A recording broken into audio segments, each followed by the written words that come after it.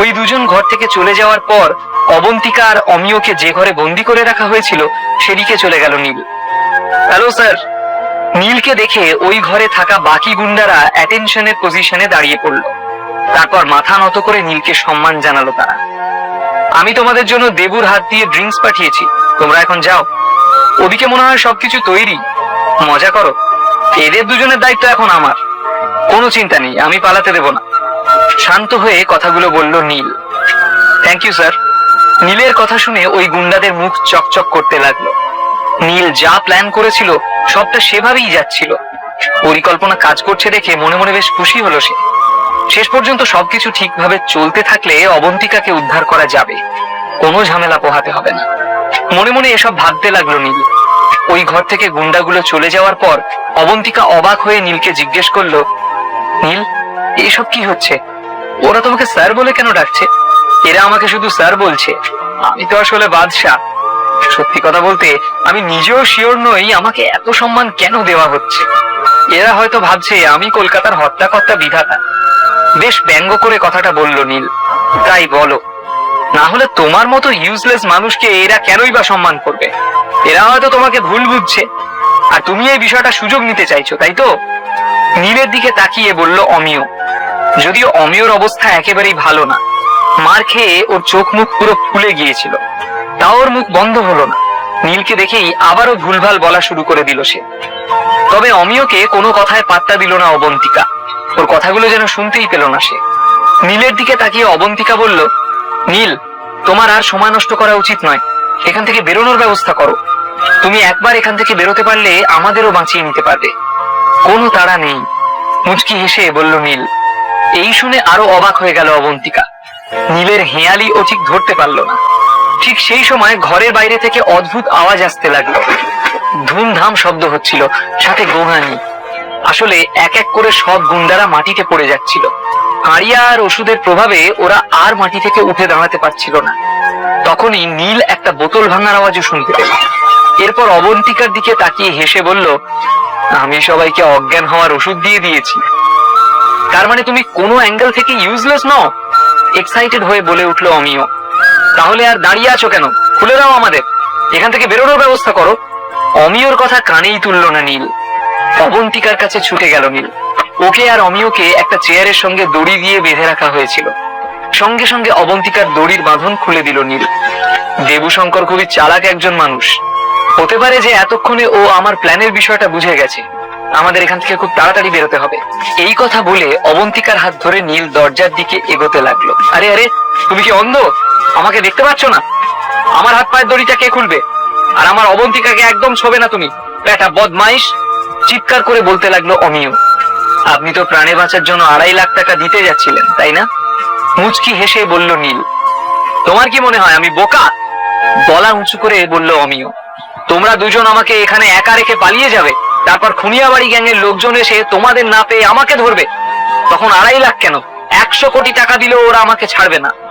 ভাই, সত্যি কথা বলতে আমার জানা নেই আপনি বোকা নাকি চালাক, আর আমি জানতেও চাই না। নীলের মুখে ছিল তৃপ্তির হাসি। এত বাজে কথা বলার প্রয়োজনটা কি? এই দড়িটা খুলে দিলেই তো হয়ে যায়। অমিয়কে দেখে মনে হচ্ছে আরেকটু হলেই সে কেঁদে ফেলবে। একটা দীর্ঘশ্বাস নিয়ে অবন্তিকা বলল, প্লিজ নীল, অন্তত আমার জন্য ওর দড়িটা খুলে দাও। আরে আমি কিভাবে খুলবো? উনি তো আমাকে ঘেন্না করেন, ওনার গায়ে হাত দিলে তো ওনার সম্মানহানি হবে। আমার ছোঁয়ায় তো বিষ আছে। নিজের হাত উল্টে প্রশ্ন করলো নীল। এত কায়দাবাজি করার মতো কিছুই হয়নি। ওরা যদি তোমায় ভুল না বুঝতো তাহলে এতক্ষণে তোমার ওই দুটো হাত আর থাকতো না, যেটা উল্টে দাঁড়িয়ে আছো। ওরা না কেটে রেখে দিত, বুঝলে? এখনো অমিয়ের মধ্যে নীলের সঙ্গে ঝামেলা করার মতো শক্তি বাকি রয়েছে। এই দেখে হাসলো নীল। দেখলে তুমি, দেখলে অবন্তিকা, অমিয় বাবু নিজেই চান না আমি ওনায় সাহায্য করি, এতে আমার কি দোষ বলতো? শান্ত হয়ে জিজ্ঞেস করলো নীল। বাদশার রহস্য উদ্ঘাটন করতে দেবুকে একথা জিজ্ঞেস করলো নীল। বাদশা, এসব আপনি কি বলছেন? আমাদের আংটি আপনার কাছে ছিল ঠিকই, কিন্তু ওই আংটির সঙ্গে আপনার কোনো ইনভলভমেন্ট ছিল না। আর যদি থাকতো তাহলে আপনি এত সহজে আমাদের আংটি দিতেন না। এটা কোনো সাধারণ আংটি নয়, আমাদের কাছে এর মূল্যই আলাদা। আপনি চিন্তা করবেন না, আপনি আমাদের অতিথি, আপনার সেবা করাই আমাদের ধর্ম। আপনাকে সসম্মানে যেখান থেকে নিয়ে এসেছিলাম সেখানে ফিরিয়ে দিয়ে আসবো, কিন্তু ক্ষমা করবেন, আপনার ওই দুই বন্ধুকে আমি ছাড়তে পারবো না। এই কথাটা বলার পর দেবুর চোখে মুখে একটা মুচকি হাসি খেলে গেল।